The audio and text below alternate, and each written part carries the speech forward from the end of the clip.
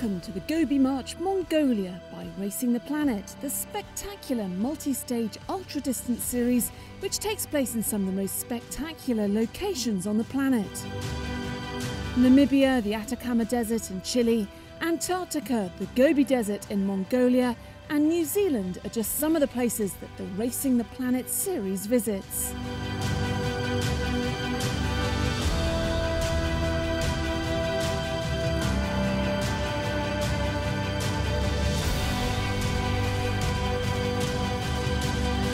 At each event, there's an average of 250 kilometres of running over 6 consecutive days.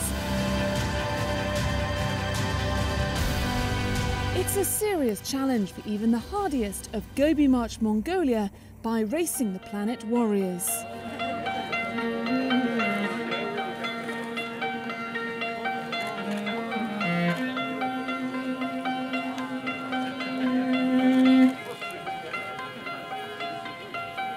Mongolia, the former Soviet state, is one of the most undiscovered countries in the world.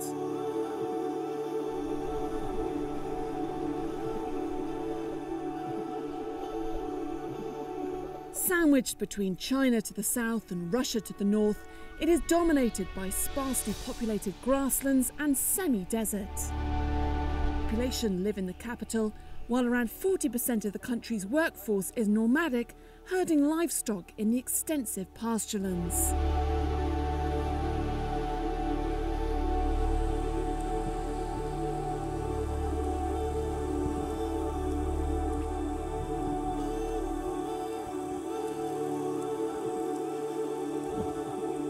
The scenery is just magic. The Gobi Desert stretches across huge portions of both Mongolia and China.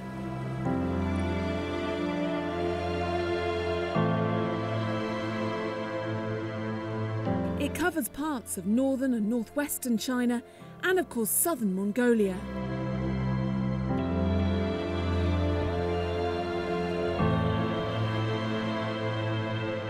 The desert basins of the Gobi are bounded by the Altai Mountains and the grasslands of Mongolia in the north, and by the North China Plain to the southeast.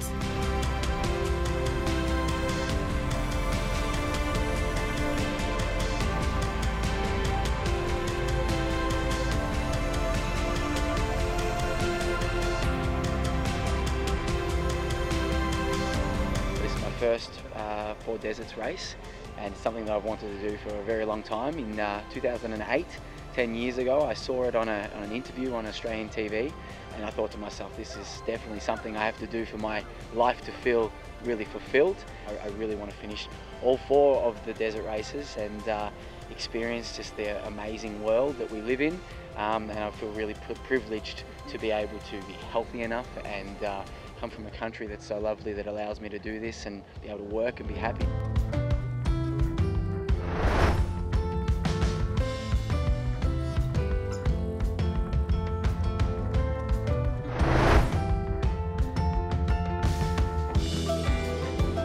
The Gobi March race takes place in the Karakoram region in central Mongolia.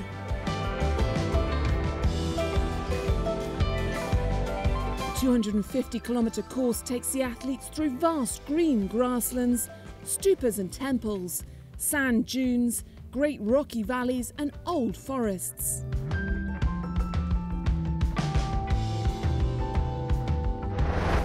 Competitors sleep in traditional Mongolian yurts during the race.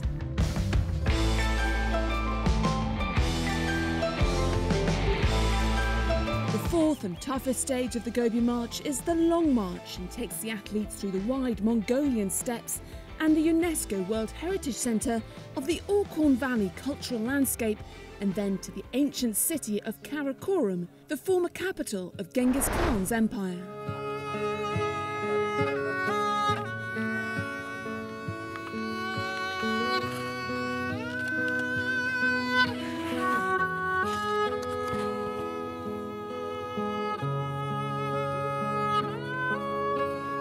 Did the long march through to the Orkhon Valley. It was very beautiful, large, vast green landscape with the recent rains. We got to see a lot of the local nomadic herders with their cows, and also obviously we got to stay in some nice yurts the night before, and the campsite was set up right in the middle of the valley, so we could obviously see the vast landscape to the surrounding mountains as well.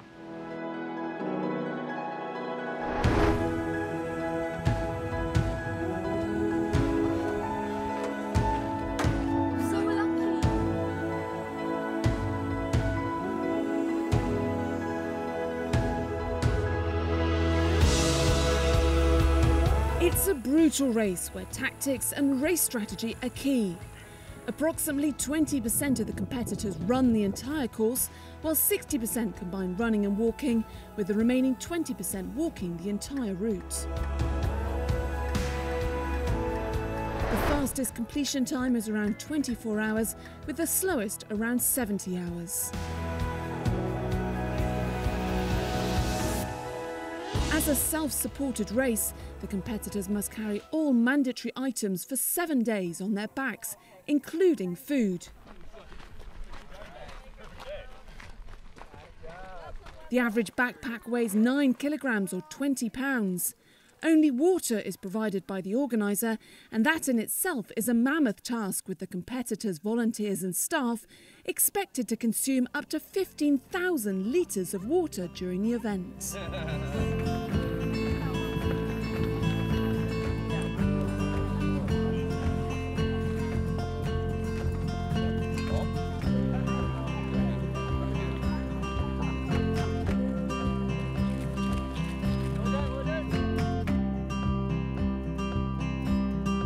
Crossing the desert carrying all mandatory items means that the competitors have to be super organised.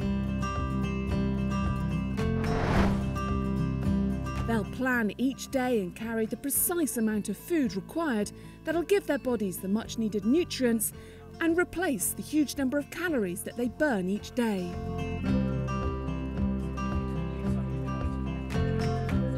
Sabina Baccinelli is an elite runner from Italy, and she gives us an insight into how she prepares the food that she'll take with her on the run.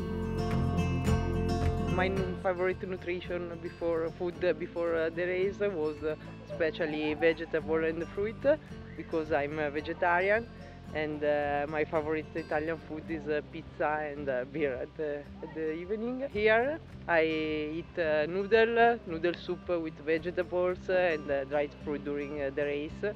I don't like to energy bar or gel. After a race, I hope to eat a lot of salad, fruit and vegetable, fresh fruit.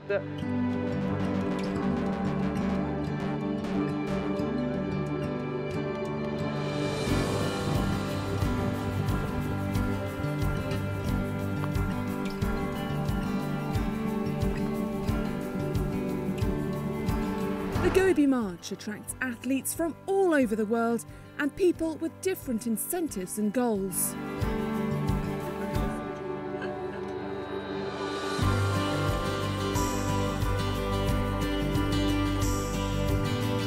One of them, Amy Pendleton Knoll from Washington, D.C. in the United States, was a Peace Corps volunteer in Malawi, Africa. She loves to explore the unmapped corners of the world and now runs until it hurts to push her personal limits.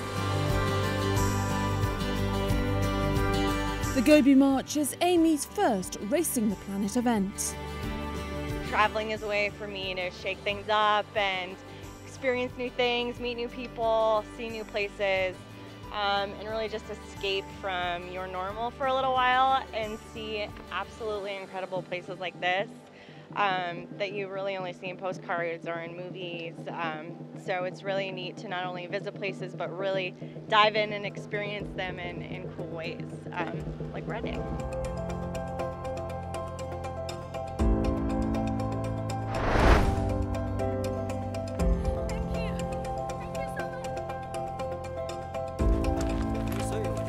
The climate in Mongolia varies greatly across the country.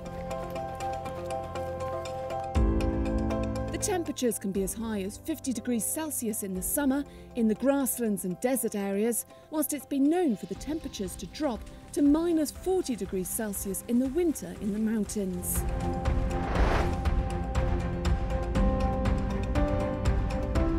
With the Gobi March taking place during the summer, the temperatures will range between 15 and 35 degrees Celsius, but they can go down as low as 0 degrees Celsius at night.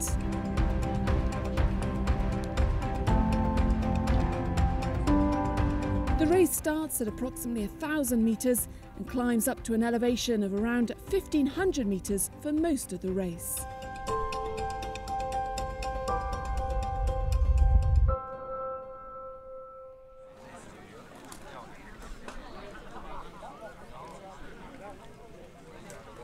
People of all ages have come to take part in the race. Looking to complete the gruelling event is Jackie Bell.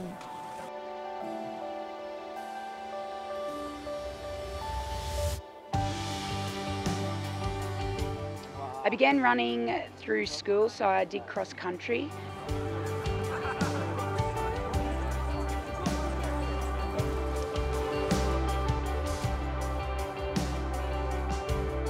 I ran all through high school, but my first ultramarathon was 19, so that was about 4 years ago, and I came third in that one, and then I caught the running bug from there.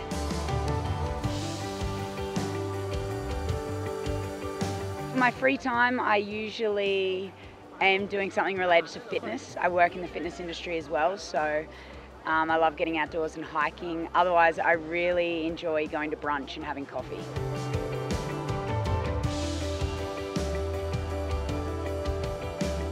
I love avocado on a good sourdough bread.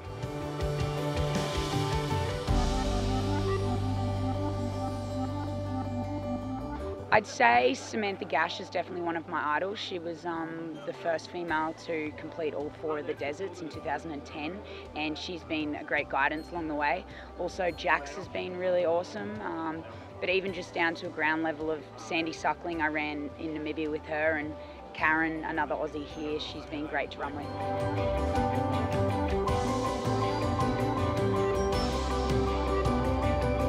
I think just take it easy, don't go out a bull at a gate, leave your ego at home and don't be too competitive. It's a real tactical sport in the sense of you've got to last 7 days rather than just 1 or 2 days.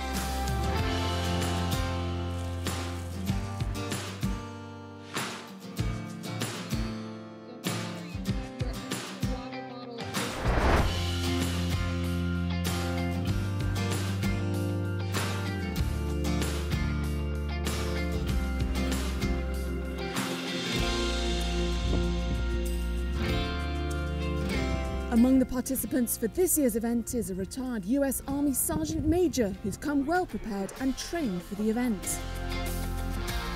The Afghanistan veteran was no stranger to desert conditions, but this was his first Racing the Planet race. My military background, as far as training,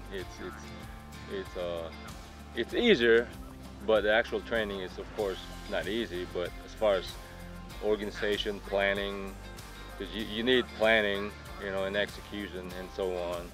So yeah, at the end of the day, my background helps with overall planning, training, and actually doing the race.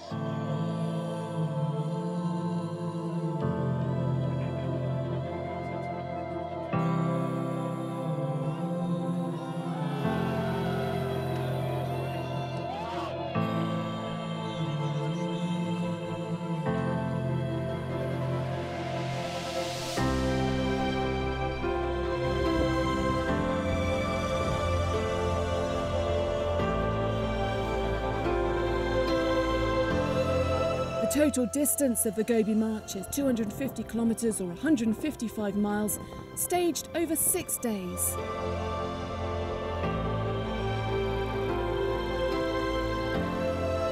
It's tough, with the weather conditions also throwing up an element of unpredictability, with rain and then blistering heat.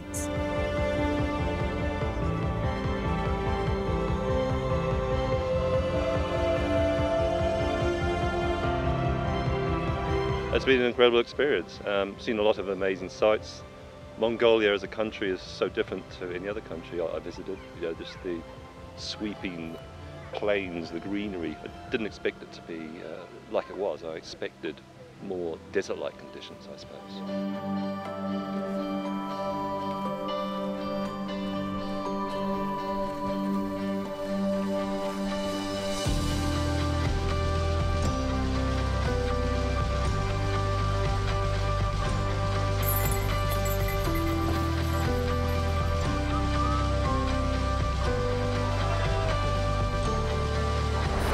held in 2003, the annual Gobi March celebrated its 15th edition by heading to Mongolia.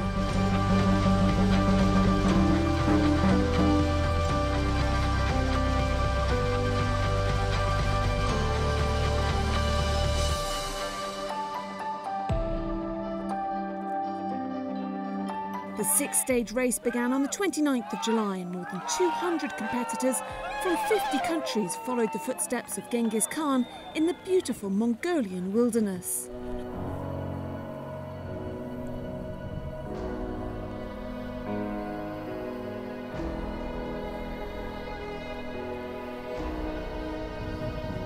The final, Stage 6, saw competitors finish the race in Karakorum, the 13th and 14th century capital of Genghis Khan's empire.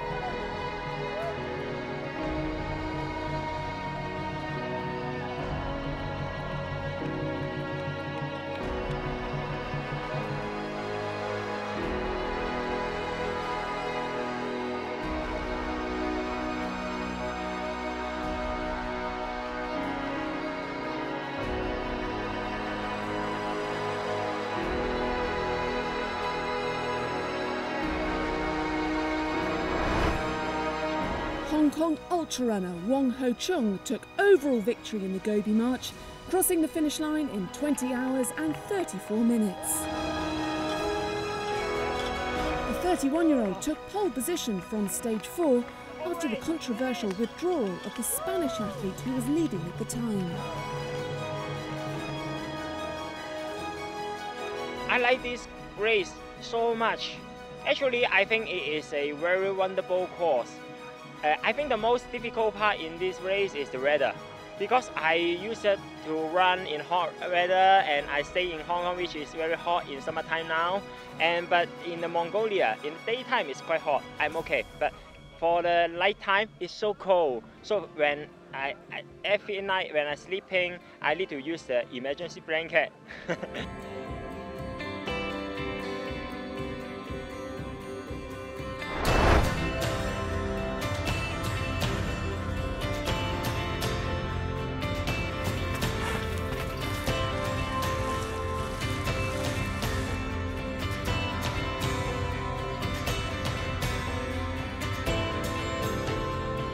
San Francisco-based German runner Angela Zaik was the fastest female, finishing in a time of 25 hours and 10 minutes. The time was good enough to see her also take 5th overall against the men. Second in the ladies' competition was Canada's Isabelle Souvet, with Japan's Chizuru Inui finishing 3rd.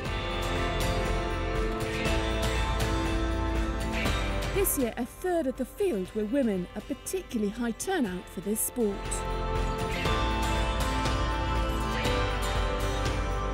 It was an amazing week.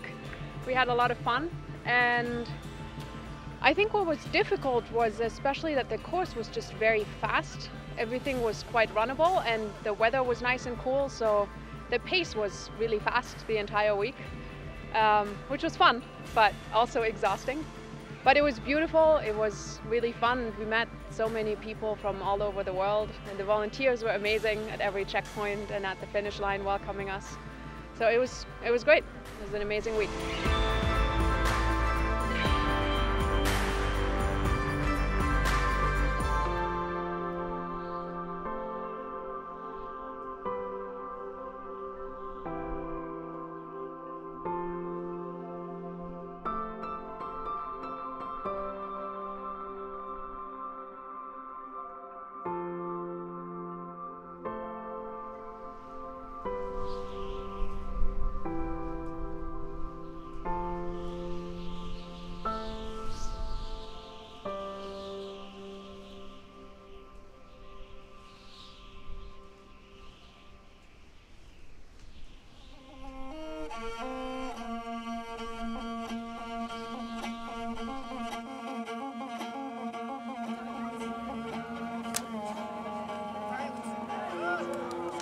During this unique event, the participants have the opportunity to experience traditional Mongolian life with the Nadam festival.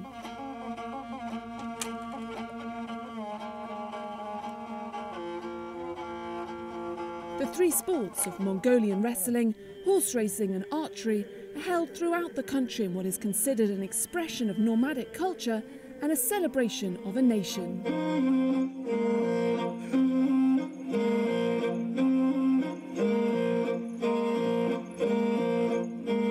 The origins of the festival are directly linked to the history of the Mongolian military practice during the time of Genghis Khan, whose selection of his key soldiers was based on a series of physical tests.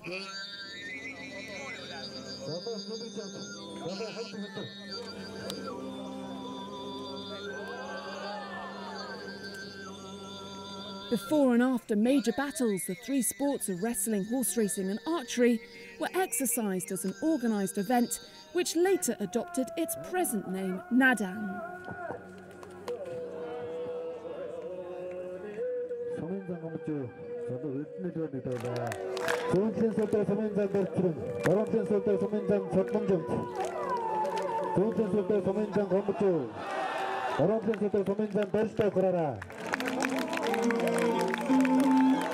I thought the wrestling was very good, interesting. I mean, I quite like how it reminded me a little bit of sumo wrestling, very traditional.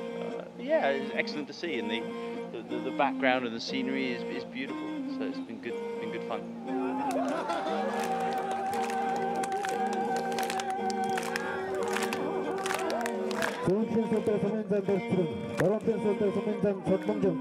Really enjoyed the event that they put on for us today, especially the dancing and the singing. The girl dancing was brilliant. I thought she was fantastic, very unusual, very different from our culture, I guess. And then the guy playing and the singing was really good.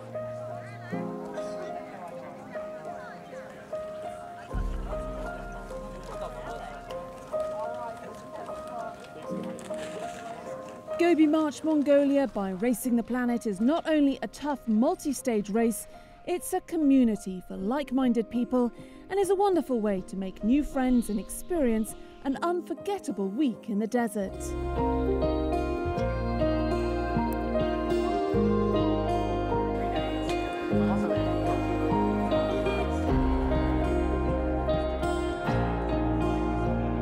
To set up a camp for one of our races takes quite a lot of work, and we are moving 350 people from one place to another. And in order to put it all together, it takes a lot of hands on deck.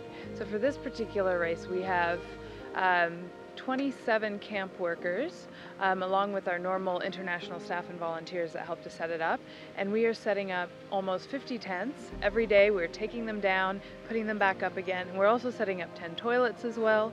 So it's a lot of work and a lot of moving parts, but when you have a great team that works together, it comes together, and it's really amazing when you come to these beautiful locations and there's absolutely nothing around, and in a matter of an hour we've set up a small village where runners can come, and they're so excited to come to their home for the evening.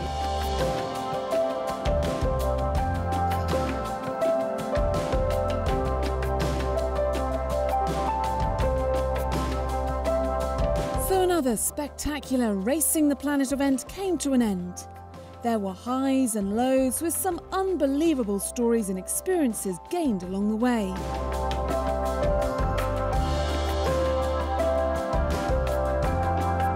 Cue post-race celebrations, whilst all will now look forward to meeting again for next year's event in July 2019.